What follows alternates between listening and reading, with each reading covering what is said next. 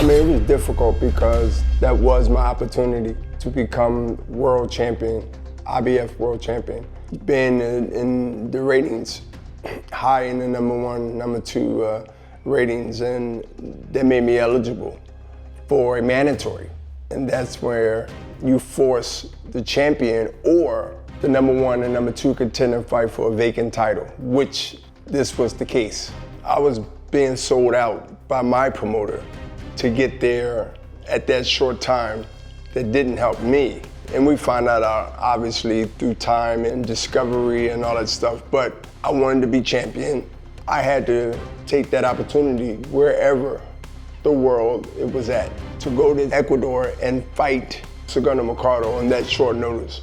And guess what? It was hell before and after the fight, based on preparing myself, getting acclimated in that short amount of time, which was literally impossible.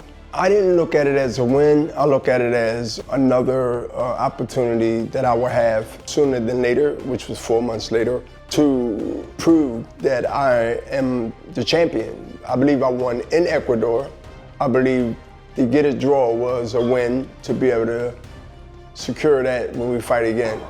I'm in the middleweight division, and I'm going to be a problem to the middleweight division and a new star in boxing. And this was the opportunity I had to really take advantage of for the second go-around, the rematch.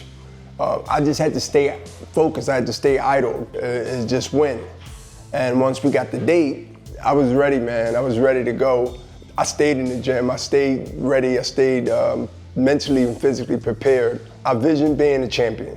I visioned being one of the great middleweight champions because of who I admired, who I took a page out of their book when it came to fitness, when it came to stay ready, never get ready.